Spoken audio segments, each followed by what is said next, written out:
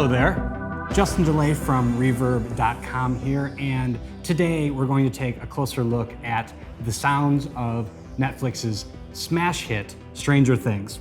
If you grew up in the 80s, like me, conjures up the best memories of the monster movies and the adventure flicks of our youth, and a big part, I think, of what really brings back the vibe of that period is the soundtrack composed by Kyle Dixon and Michael Stein of the band Survive, who really reached back and touched some of the great synth sounds and vibes that have been conjured up by the folks like John Carpenter and many of his seminal 80s horror movies, as well as Tangerine Dream in their breakthrough soundtrack for the movie Sorcerer. What we're gonna do is we're gonna take a closer look at some of the original keyboards and synthesizers that were used in the 80s to make some of these sounds, as well as how to mix in some technology that you may already own today. So let's start where every great story begins, which is at the beginning with the main theme to Stranger Things.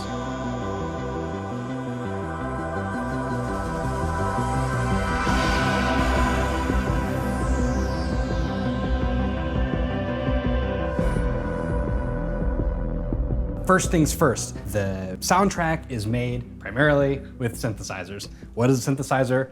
Here you go. Here's a perfect example of a true classic from the 80s. This is the Roland Juno 6 and was a real breakthrough for offering polyphonic capability, which means you could play multiple notes at the same time, allowing you to extend the capabilities of the synthesizer beyond the original one note at a time sort of monophonic style. One of the cool things about the Roland Juno 6, which my hunch is heavily influenced how the sequence was actually made, is that it has an awesome built-in arpeggiator, which means that you can just tell it some notes to play and it'll sit and play through a repeating pattern of notes over time. And so let's just dive right in. So the main theme is composed of a C major chord with an additional B up on top. So you've got a C, E, G, and then a B, and then another C on the top.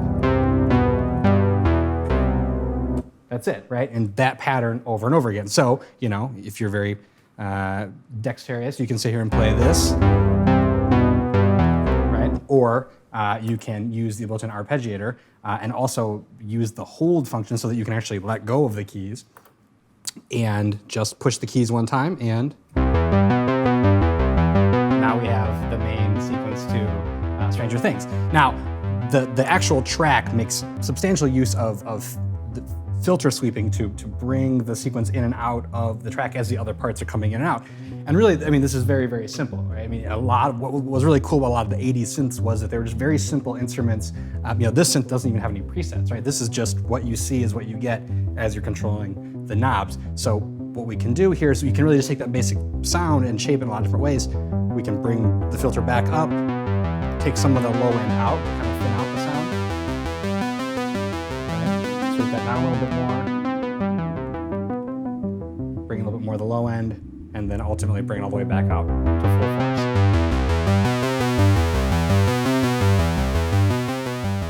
If you have a synthesizer, and it could be any synthesizer, that can take in a MIDI input, you can also pre-program the sequence. If your synthesizer doesn't have an arpeggio, you can pre-program it in any kind of digital audio workstation. Today we're using Ableton Live. Pipe it in via MIDI, have it repeat, and then what's cool about that is that you can still sit and tweak the sounds in real time as the sequence is playing. Here we're using one of the reissues of the Moog, Mini Moog Model D, you know, really one of the classics of synthesis. I've currently got the filter all the way down. I'm gonna open it up a little bit. And what I wanna show here, you'll hear again you'll hear that MIDI sequence playing. We're just gonna turn up the filter. And one of the cool things that happens in the track itself is that the sequence itself moves up and down through the octaves a little bit in a layered fashion. And one of the things you can do if you have a multi-oscillator synthesizer is you can actually, in real time, change the range of the oscillator. So what that sounds like. Okay, you kind of bring in the lower end if you want to kick one up a little bit higher. So you start to stack up. And so even though you're only playing one note at a time, you can create a big wall of sound on top of those notes. And then, of course,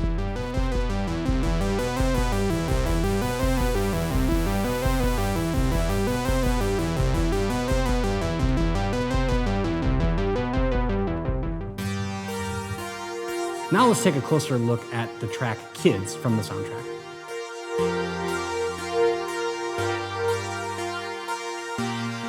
So what we're looking at here is we've got a Roland Juno 106 and a Sequential Circuits Prophet 5, both analog poly synths, again from the 80s. The Juno 106 is a direct descendant of the Juno 6 that we looked at earlier. One of the key additions here is that it actually has MIDI, one of the first synthesizers to have MIDI, but loses the arpeggiator. Then we have the Sequential Circuits Prophet 5, which was really one of the breakthrough instruments from the brilliant designer Dave Smith, one of the first synthesizers to include presets.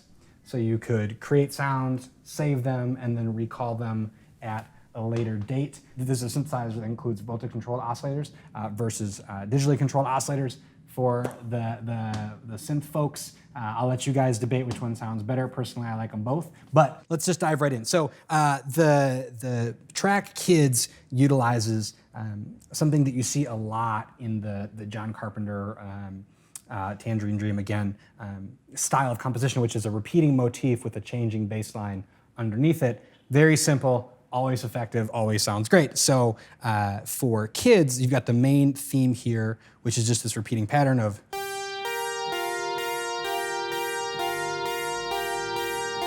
right? Really simple. And then you've got on your bass hand, just a simple progression of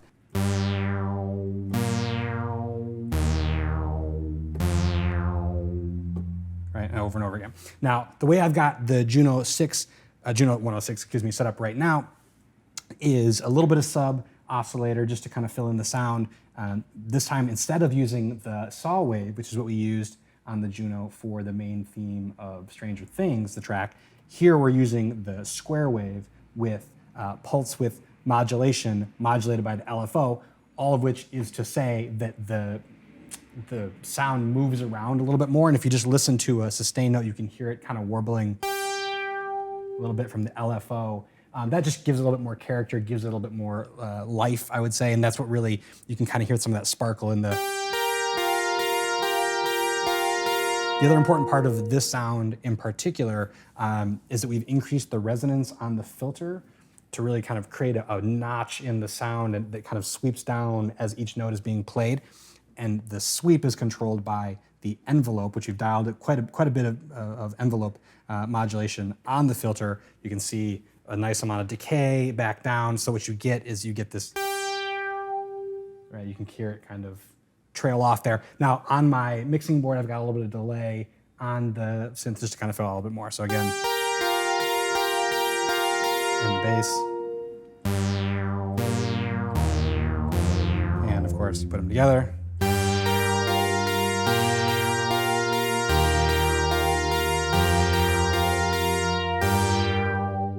First, let's just listen to the raw sound of the Prophet 5 playing the same riff, and you can start to hear the difference between the two of them. So again.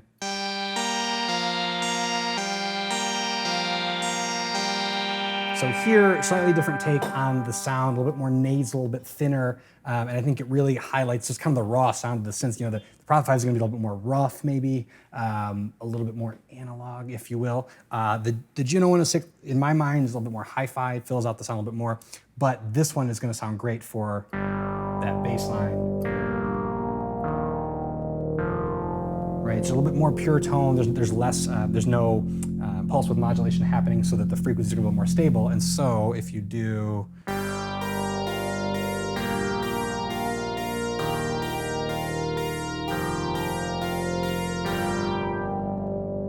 what we've done now is, again, programmed the repeating motif via MIDI and Ableton Live. That's looping, playing into the Juno 106, so that we can kind of have that going. We can play with the sound a little bit more. Again, a little bit of filter sweeping. Now, to set up this sound, I actually increased the high-pass filter on the Juno 106. So the most important button of all that will really make the sound authentic is, of course, the analog chorus units found in the Junos. So we're going to turn on setting 1 here first. wow, instant 80s. And just to hear the full effect, we'll take it up to 2. Just fills it out. And the backstory here is that the chorus was actually added only to make up for the fact that it was only a 1 oscillator synth, but ended up sounding so beautiful in its own right that it sort of became the classic sound of this synthesizer. So while this is playing, I'm going to turn this down just a little bit. We can then bring in the second main melody of the track again on the Prophet 5 here. So.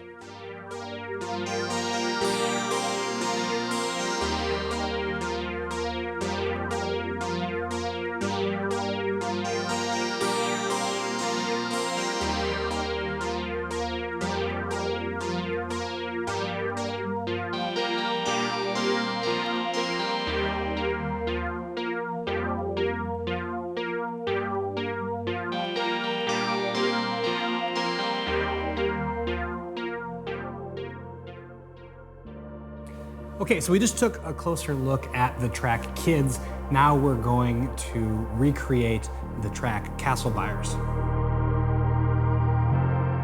So we've already got MIDI sequences for the repeating bass motif. We've got a pretty static chord sequence with just a little bit of variation in the third of the chord, a little bit of movement there. And then to top it all off and to build up to the swell, we're gonna use really just some noise, actually some atonal noise from the Prophet. So let's just turn these up and hear what we got here. So first we're listening to the mini Moog. You hear just huge, big chunky bottom end, just playing a repeating bass motif there. Now, one cool thing that we've already set up here on the Model D is an old hack that has actually been more fully integrated in the reissue, which is there's actually an external input to bring in external sounds into the synthesizer. And in the old ones, you could actually take a cable and patch from the output of the synth back into the external input, and you basically got like a little overdrive channel that you could adjust by turning this up, and you can see this overload lamp turning on, showing us that we're overloading the circuit. Turns out, according to Moog, that's just fine, and that's actually preferred. So in the new ones, it's actually hardwired, so you can basically just turn this up, get a little more grit, which is really kind of filling in that bottom end there. Bring in a little bit more, so you can really hear that crunchiness. You can hear it filling in. So we got this going, and then here we're gonna bring in, again, this is just the chord.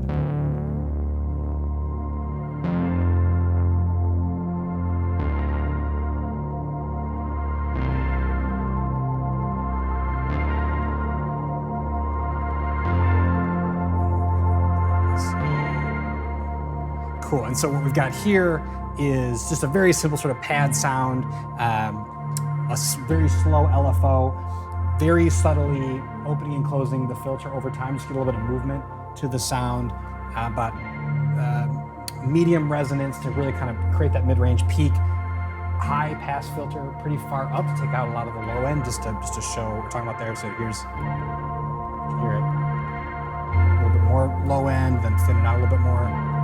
And again, just kind of repeating a lot of chorus as always. We're going to turn this up a little bit more. And so you can kind of feel the piece kind of coming together. And then to kind of finish it off, what we're going to do is up here on the Prophet, so actually both oscillators are all the way down, volume's all the way down, the noise volume is all the way up. So all we're doing is generating noise. It doesn't really matter where you play on the keyboard, it's just gonna play noise. And then we're just gonna do a slow noise filter sweep up.